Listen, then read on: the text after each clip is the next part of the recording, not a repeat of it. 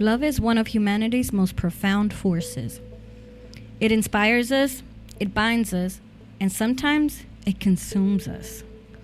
But what happens when love becomes an obsession? When the boundary between devotion and reality fades?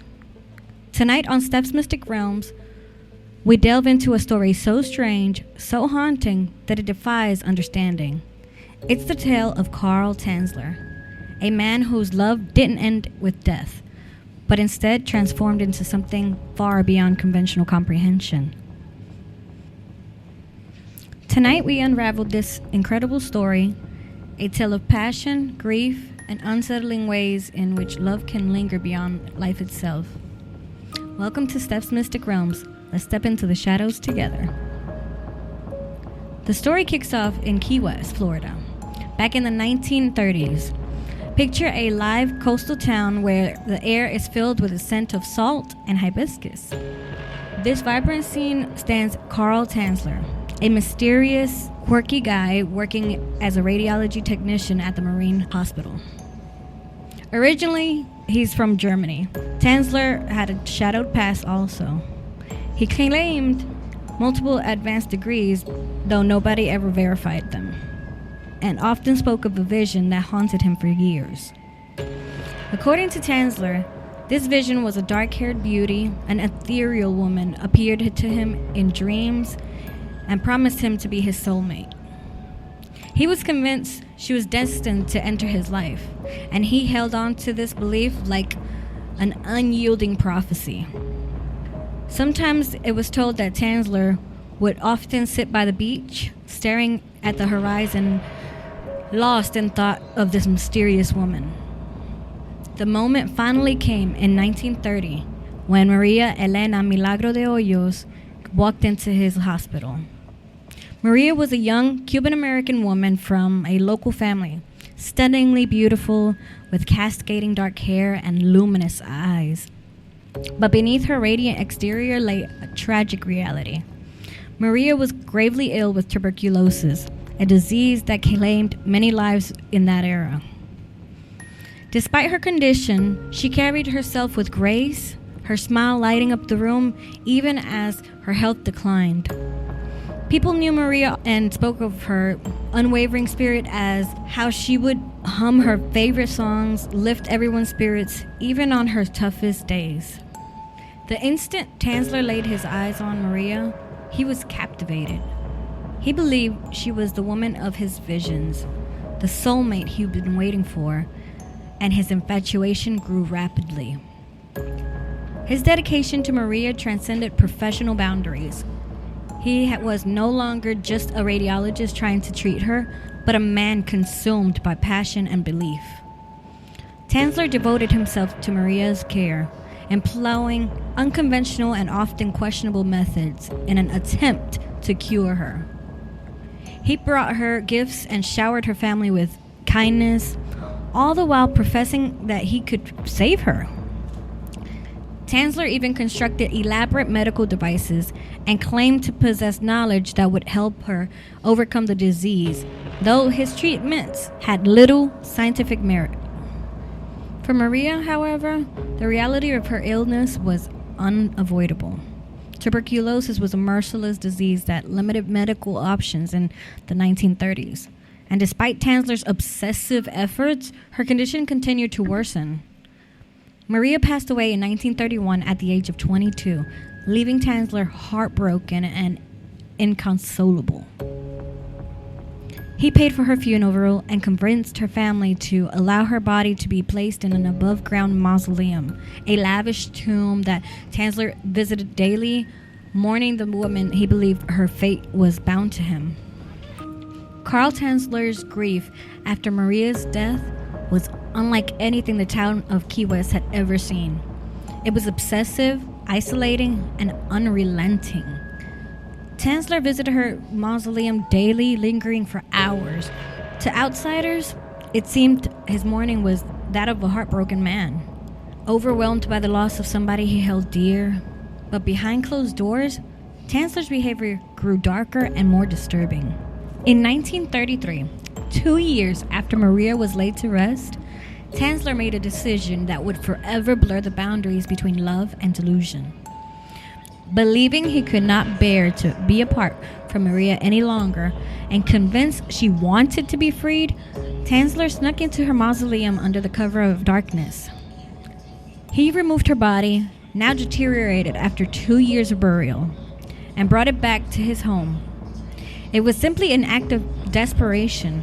Tanzler saw himself as Maria's savior, her protector.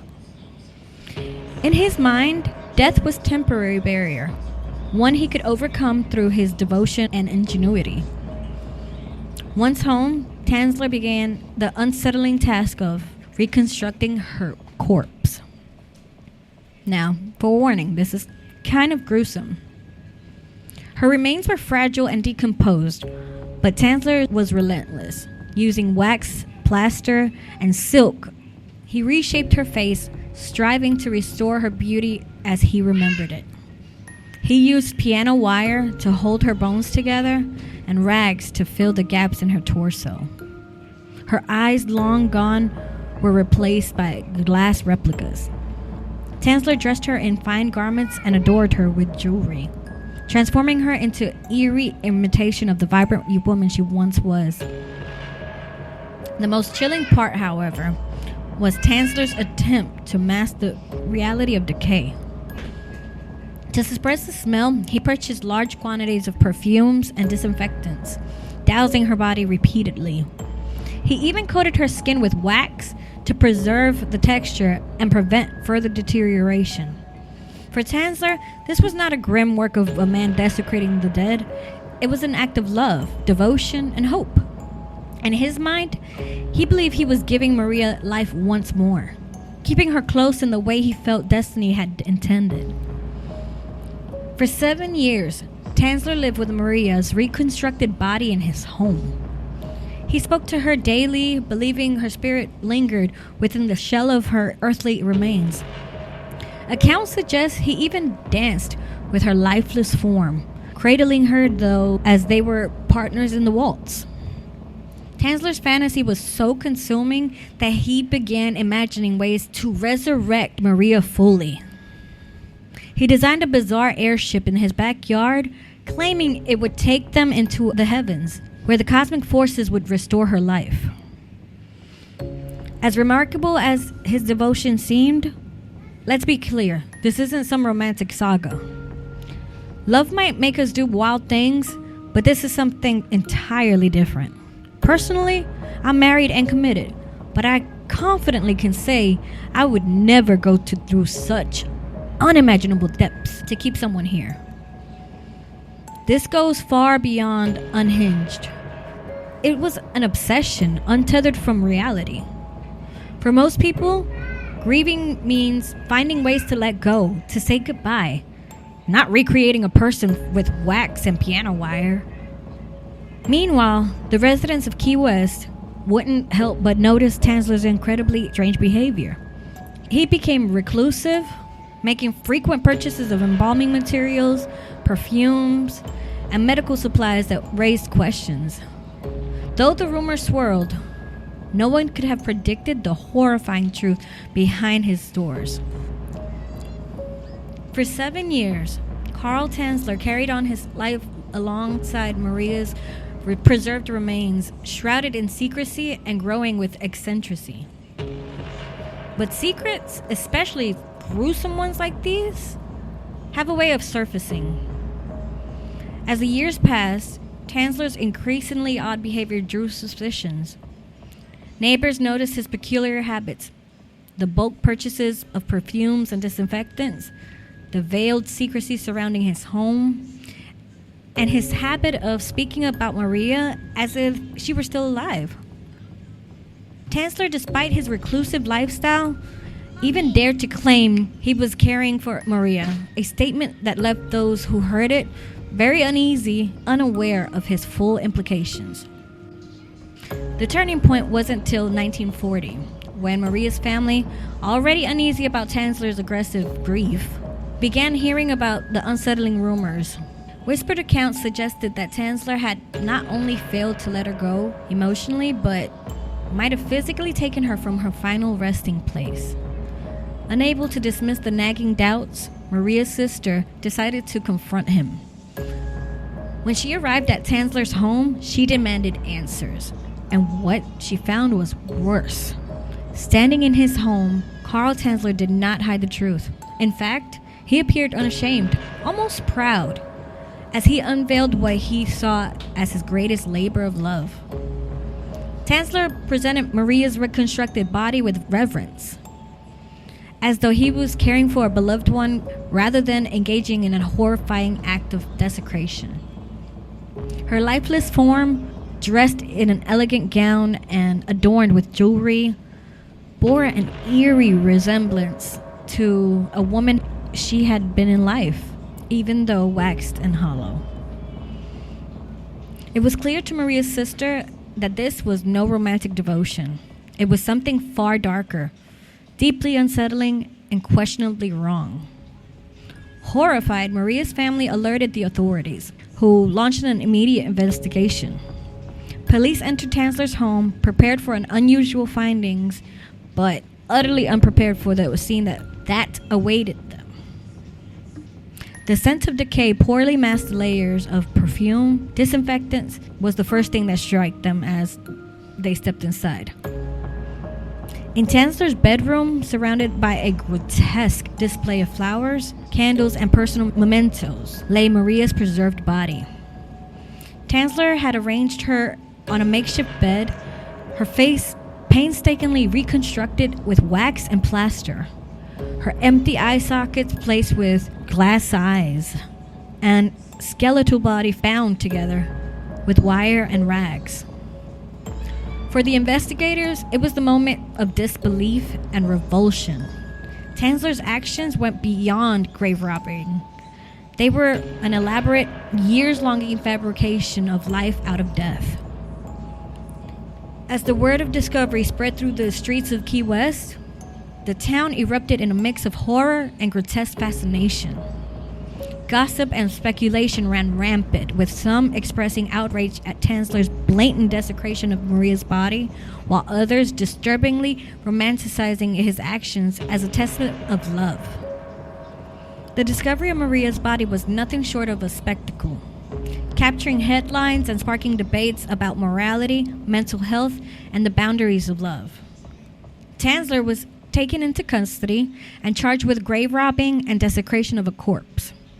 During his trial, the sordid details came to light, shocking the public even further. Despite overwhelming evidence of his actions, Tanzler faced only minor legal consequences, since the statute of limitations on his crimes had expired. He was ultimately released, free to live out the rest of his days as if nothing ever happened. Astonishingly, some members of the public caught up with this bizarre narrative even sympathized with Tanzler, viewing his actions through the sordid lens of a tragic love story. Maria's body was returned to her family and reburied in an unmarked grave, ensuring she could finally rest undisturbed in peace. Tanzler's unrelenting fixation on Maria challenges us to consider the power of grief and the way it can manifest when left unchecked. Was he driven by genuine heartbreak or by a dangerous inability to let go? How does love transform into something so haunting, so utterly disconnected from the world around it? Tanzler's unrelenting fixation on Maria challenges us to consider the power of grief and the ways it can manifest when unchecked. Love is often seen as a source of light and strength, but Tanzler's story reminds us that even the most powerful emotions can take a dark turn if disordered by obsession.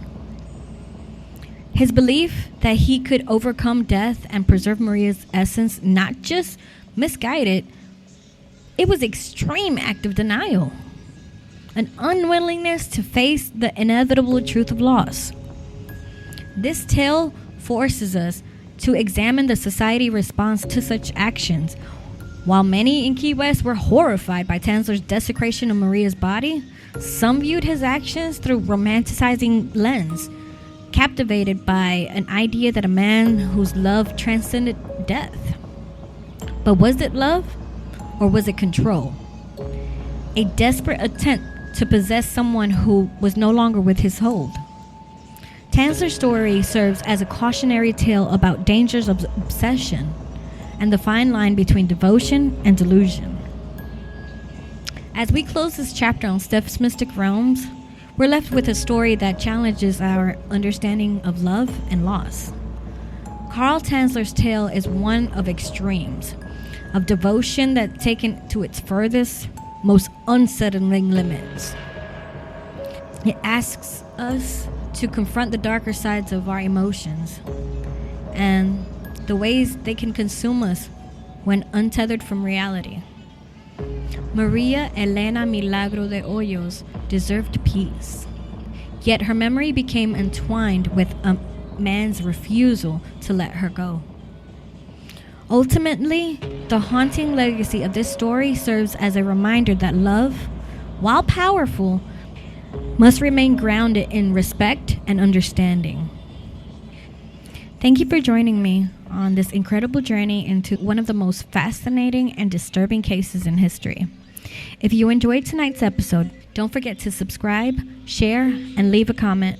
It helps keep the magic alive. I'm Stephanie. Until next time, stay curious, stay daring, and most importantly, stay mystic.